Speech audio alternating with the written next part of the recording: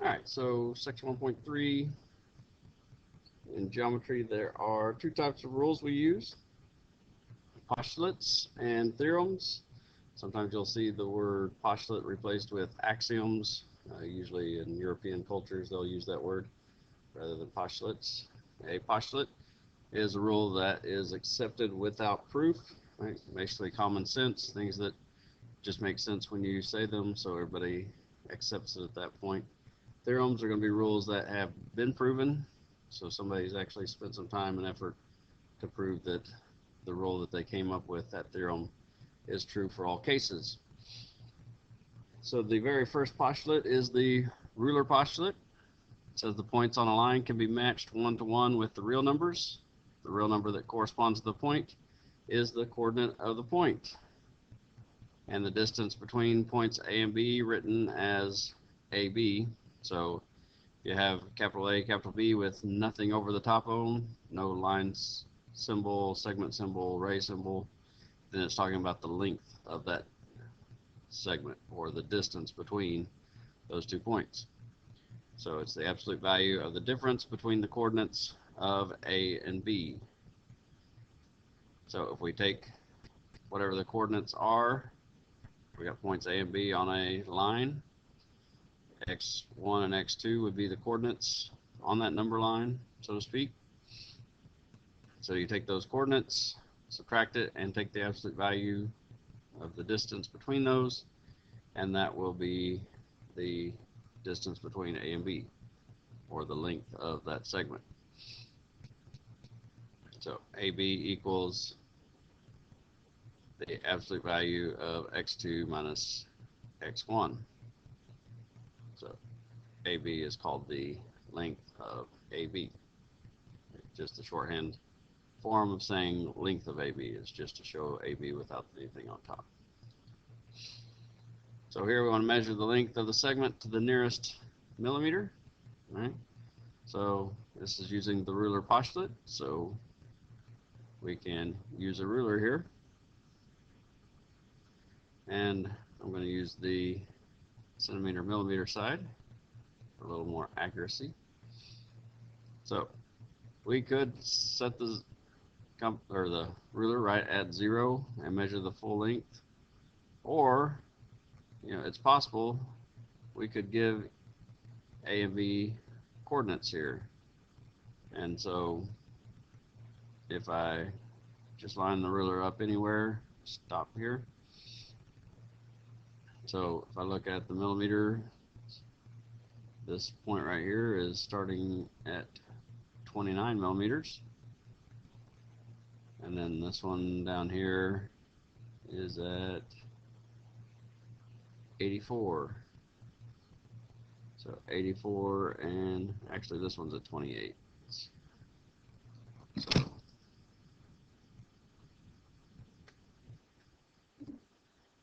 So 28 millimeters and 84 millimeters. So those would be the coordinates of those 2 points.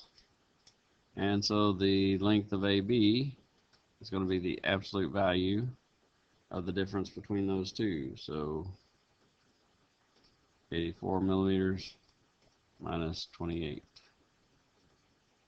millimeters. A little bigger.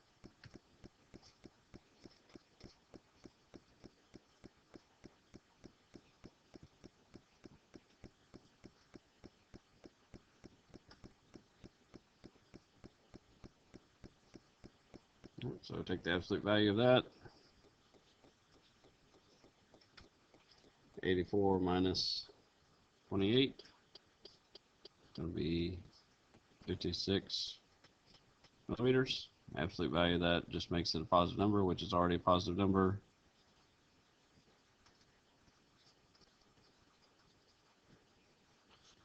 So the length of AB is 56 millimeters. Now when we've got 3 points that lie on the same line, we can say that one of them is between the other two. Right? One has to be in between the other two if you've got 3 points. And so if we have a line like this, we have points A, B, and C, then point B is the one that we would say is between A and C. Which leads us to postulate 2, which says, is the segment addition postulate. Says if B is between A and C, then the length of AB plus the length of BC equals the length of AC. Notice there's nothing on top of these two-letter combinations, so we're talking about the length of. So length of AB plus the length of BC equals the length of AC. Or if AB plus BC equals AC, then B is between A and C. So if B is between A and C, then if I take the length from A to B, add that to the length from B to C, then those two lengths added together are going to equal the length of the whole distance from A to C. Or in reverse, if AB plus BC is equal to the length of AC, then we know that B, since it is in both of those segment lengths, B has to be in between A and C. So we've got two friends that leave their homes and walk in a straight line toward the other's home. When they meet, one has walked 425 yards and the other has walked 267 yards. How far apart are their homes? So this situation, we've got people that are starting from their homes. One's walking this way and the other's walking that way. Right? And where they meet, one has walked 425 yards and the other one has walked 267 yards. And so using the segment addition postulate, this point is in between the other 2 points.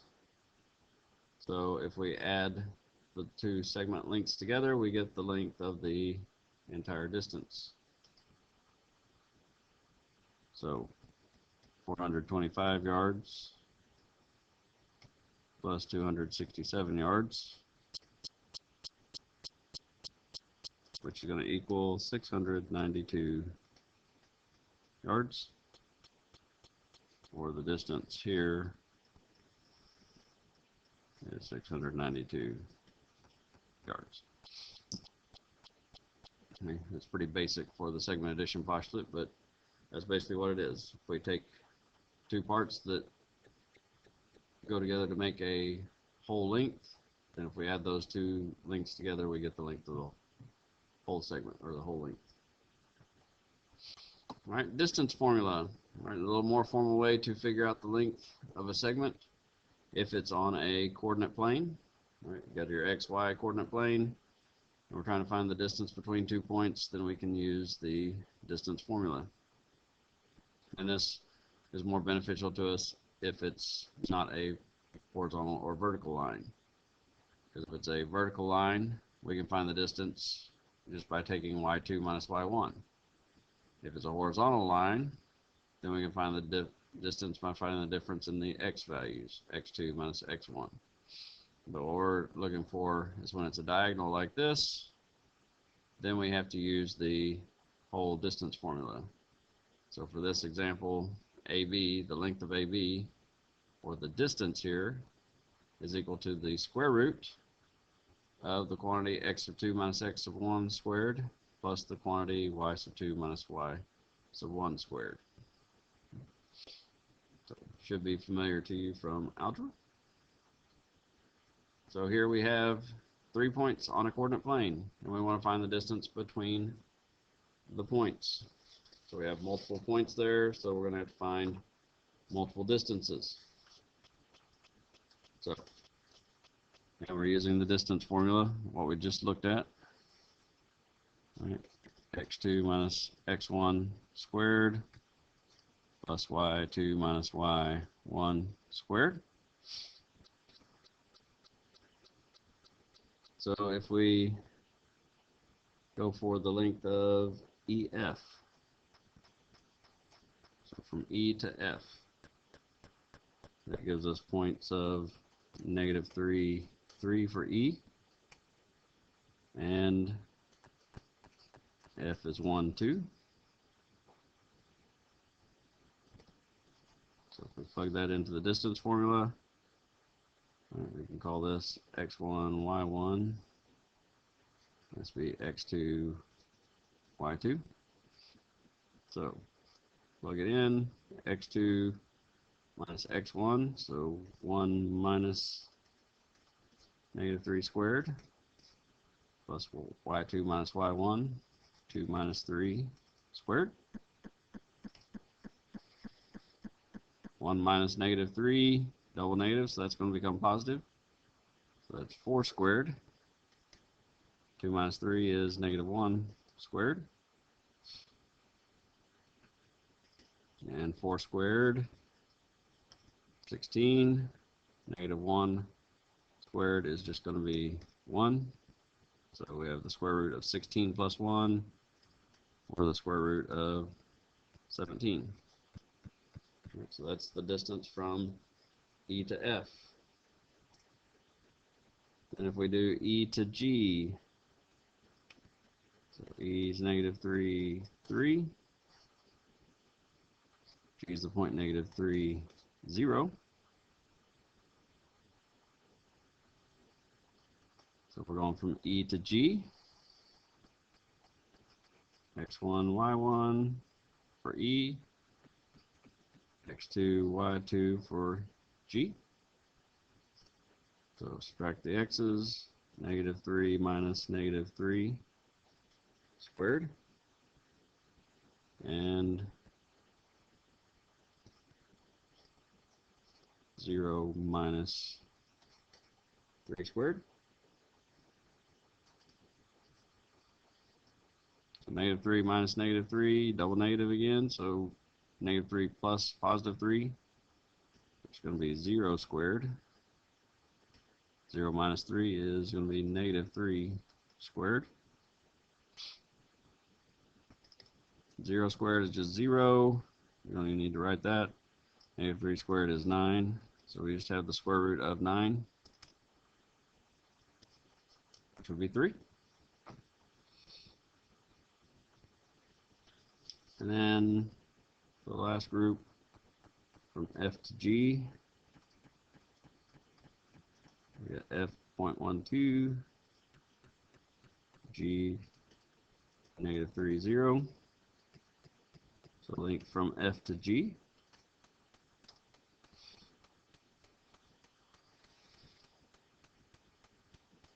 X1, y1, x2, y2. So x2 minus x1, -3 minus 1 squared, plus y2 minus y1, 0 minus 2 squared. So -3 minus 1, both negatives, so combine them, keep the sign. -4 squared, and -2 squared. Square both of those, they're going to become positives. -4 squared is 16.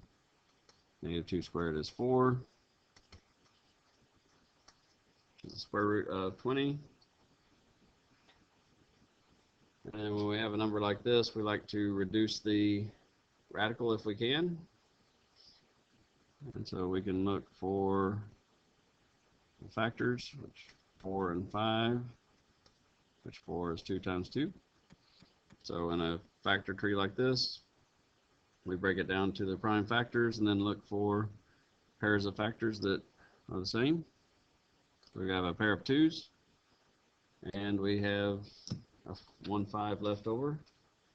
And so kind of think of it as if you have a date, you have a match, you can go out. If you're all alone, you stay home. So the 2 comes out of the radical and the 5 stays under. So we end up with 2 square roots of 5 for the reduced radical form there. All right, so then